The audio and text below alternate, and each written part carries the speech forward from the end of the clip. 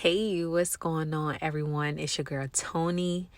So, God called me to share some very important gems with you guys tonight. After watching this Netflix TV show called The Chosen One.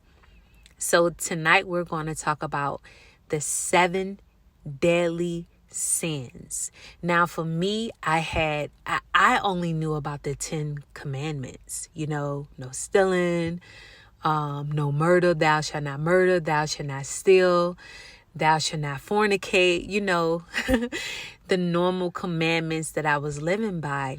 But then in the show, because I didn't even like the show for real, I wanted to cut it off so many times, but God called me to watch it all the way through.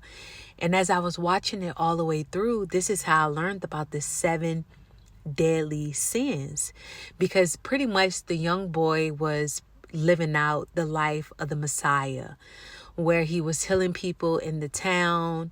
And, he was young, so he got all this recognition, all of this attention, and he started living out the 7 deadly sins as he was healing people and getting all of this attention. So I was like, the 7 deadly sins. So I looked them up, I wrote them down, and I backed it up with scriptures. Now, I'm not going to read all the scriptures that go to them. But what I will do is I will make sure that I list them in the description. So that way you could always have them, to go back just in case you miss some. You can go back and you can read the description, and it'll have everything that you need. It'll have all the 7 sins and everything that you need. But let's get into it. Let's get into the 7 deadly sins. And for some, you may already know, kudos to you, because some people are further along in their journey where they know these type of gems. And then for me, these are things that I'm just figuring out. And I take it real serious. I take my relationship with God very, very serious, because I want him to know that I care about him more than I care about what people think of me, more than I care about fame, more than I care about recognition.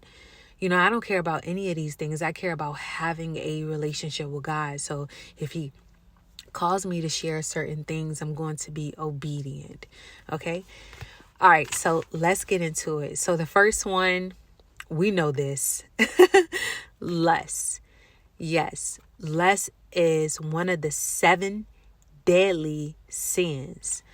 Lust is a strong passion or longing, especially for sexual desires. In Timothy 2, chapter 2, verse 22 is where you can find more information about lust. But lusting over people, you have people, we watch TV shows and we be like, oh, he look good, he fine, that's lust. We see people, the first thing that we think is their physical appearance. We don't care about what they think about, how they move. We just care that they look good, because remember, even the devil can dress up and look nice. So just because a person looks good doesn't mean they're good for you. So it's good not to lust over people, because that definitely open portals for the devil to come in and for you to get tricked by lust. All right, the second one, I may say it wrong. I may get it right, but I think is gluttony. Hold on, let me just make sure. Okay, I'm back. It's gluttony. So gluttony is the act of overeating, overdrinking, or having an excessive desire for food or drinks. So, and I'm sorry for laughing, but the people that be on my 600-pound life, they're sinning. They can't stop eating. They can't stop drinking. What did God say? My people lack my people perish because of lack of knowledge. They don't want to get insight on how to detox.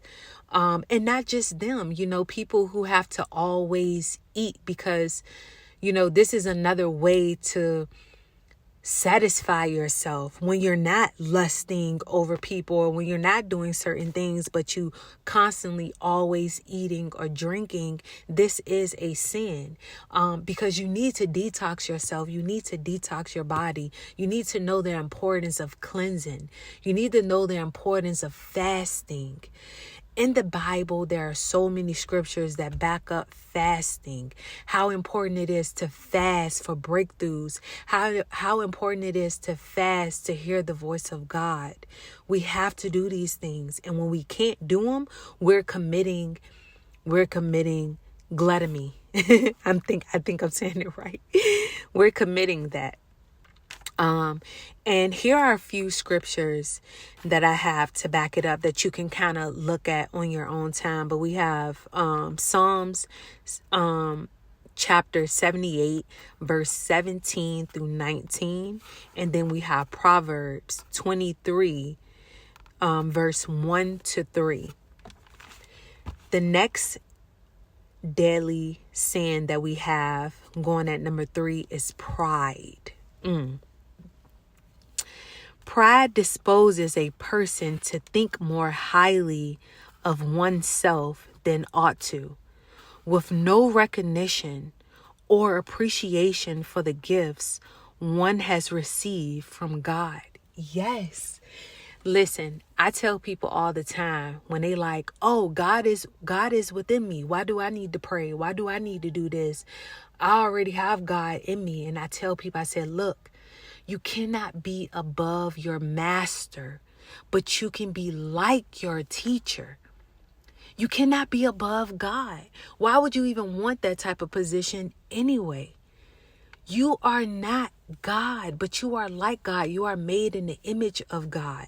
So stop thinking that you can do everything that He can. Like, your life is a co-creation with you and God. Stop thinking that you have all this power to do this and do that. Like, and I know a lot of people that think like this, like, oh, I am a God. Like, okay, yes, God is within you, but stop trying to go against your master. Even if you believe in the universe is your master.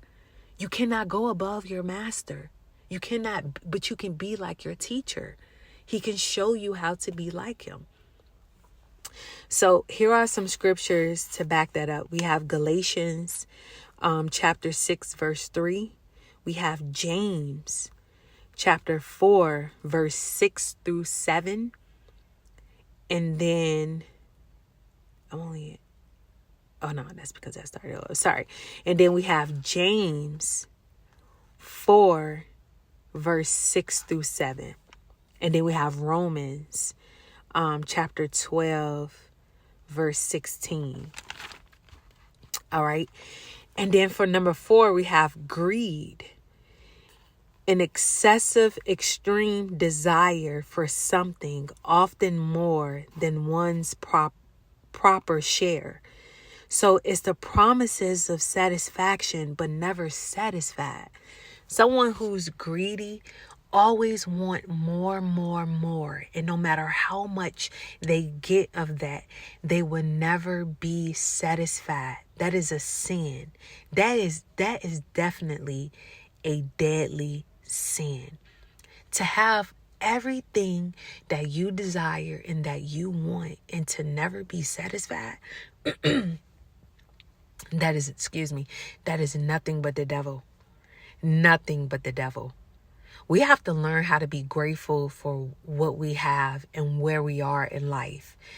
And we have to learn how to be giving to others. Somebody who's greedy has everything but gives nothing.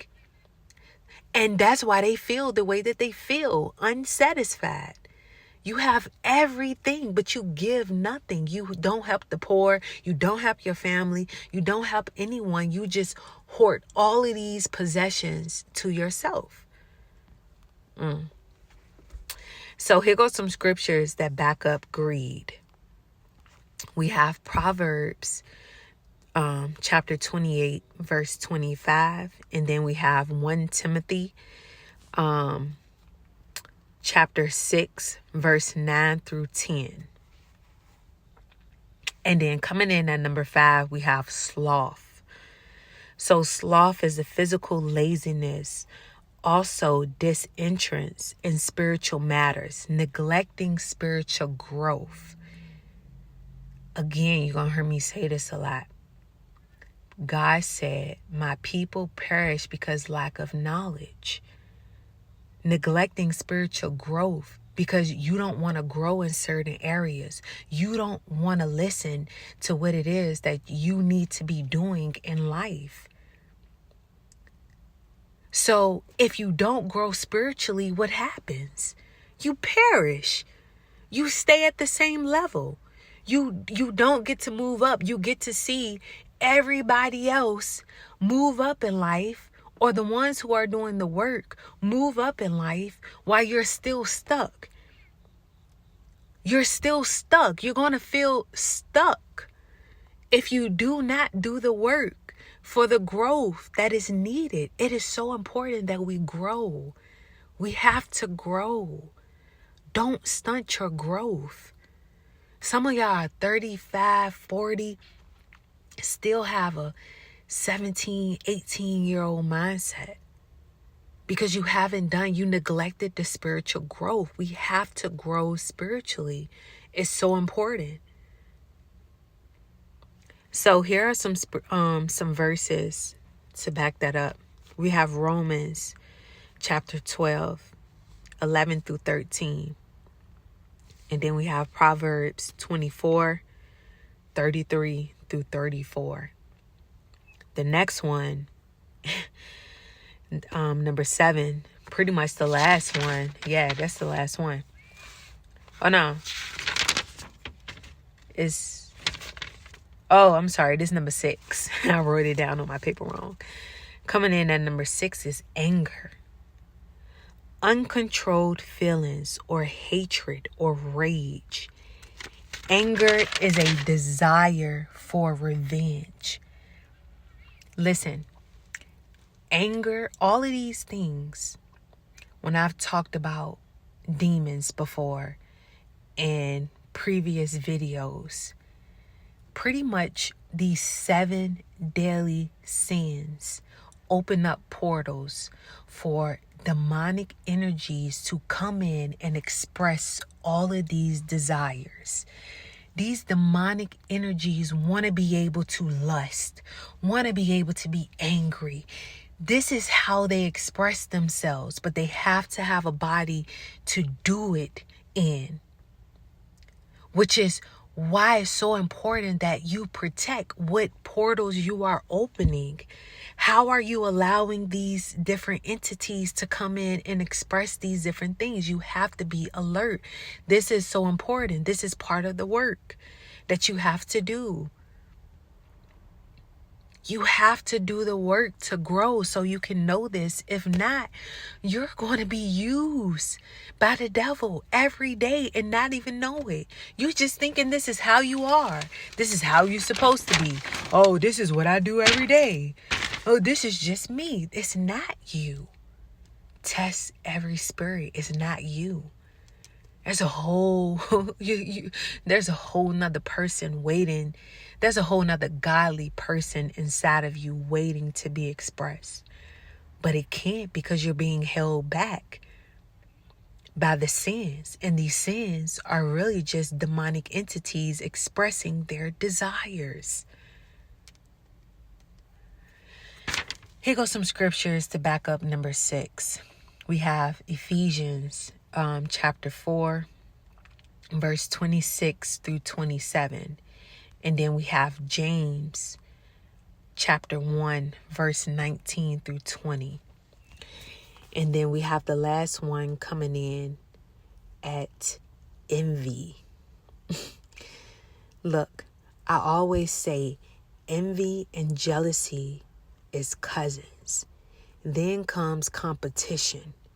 They are all the devil's work. They're all in alignment with each other. Once you start envying a person, then you become jealous of them. Then you think you got to be in competition with them. They don't even know you. They don't even know that you want the things that they want. And sometimes you can feel it, because I felt when people have been jealous of me. I felt those type of energies. It's pretty much the sadness or the desire for the possessions, happiness, talents, or abilities for another. Envy can lead to the worst crimes. If you're not careful of wanting another person's life, because that's crazy. I made a video about this, but I never dropped it. We want another person's life because we're too lazy, sloth. We're too lazy to do the work within ourselves to get these things that another person has. And again, you should not want what another person have, because you don't know what they had to go through to get it. You just see the promise. You just see the work that has been done being unfold, but you don't know what happened behind closed doors. You don't know the challenges. You don't know the hardship. You don't listen. I be telling people, I'm like, you want my life? Come get it. What do you want? You want the crib? We can get you a crib. You want my kid? You'll be bringing her back. Stop wanting what another person have, because you don't know. Once you put yourself in another person's shoes and you start living out that life, you can be like, whoa, behind closed doors, and I did not know this person was going through all of this. I did not know this person had all these type of battles, all these type of struggles. You don't know. So therefore, fix your own life and be happy with your own life, and stop wanting what another person has. So here goes some scriptures to back up the last one, and it's called one of the first scriptures that I have is Galatians chapter 5 verse 26. Then we have James chapter 3 verse 14 through 16, and then we have Job's